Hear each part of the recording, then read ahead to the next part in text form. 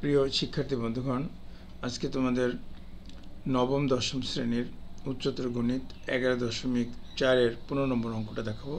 তোমরা বই খুলে প্রশ্নটা দেখে নাও আর তার সাথে উত্তরটা মিলাও। এখানে দেওয়া আছে সরলরেখার ঢাল m = 1/k এবং নির্দিষ্ট বিন্দু x1 y1 = k² twice k। এখন যার ঢাল দেওয়া আছে এবং একটা বিন্দু দিয়ে গেছে, এর রূপরেখার সমীকরণ আমরা নিশ্চয় জানি, সেটা লিখে নিচ্ছে।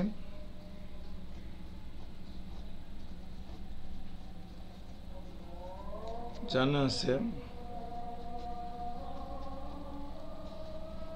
সরল রেখাটির সমীকরণ, এটা আমরা পেতে পারি y - y1 = m × x - x1। এখানে m = 1/k, x1 = k², y1 = twice k। তাহলে y - twice k = 1/k × x - k²। এটাকে যদি আমি গুণ করে দিই, দেখো y - twice k, এখানে 1/k দিয়ে গুণ করলে এটা হবে x/k - k। এখন y - twice k বা y = লিখলাম twice k plus x/k minus k। তাহলে এটাকে আমরা লিখতে পাচ্ছি y = x/k প্লাস k। এটা হচ্ছে আমাদের প্রয়োজনীয় সমীকরণ। এখন পরবর্তী অংশে বলতেছে যে এই সমীকরণটা যদি -2 1 বিন্দু দিয়ে যায় তাহলে k এর মান কত। আবার 1 নং সরল রেখাটি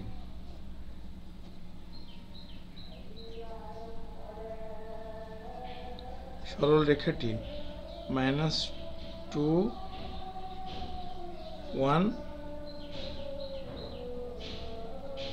বিন্দু গামী।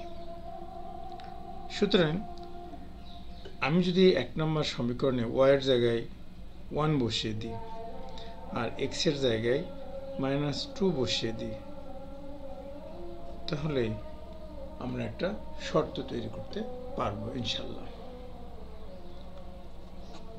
এখন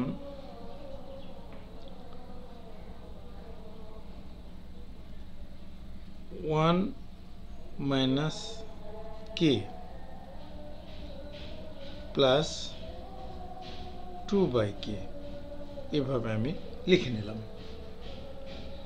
এটাকে একটু লসাগু করি। লসাগু করলে এখানে k হচ্ছে, এখানে k minus k² প্লাস 2 = 0।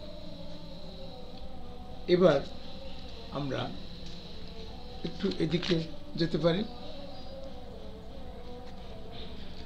আমরা লিখতে পারি এরকম জিনিসটা k - k² প্লাস 2 = 0। এখন দেখো এটাকে একটু সাজিয়ে লিখি, -k² প্লাস k প্লাস 2 = 0। এই জিনিসটাকে আমরা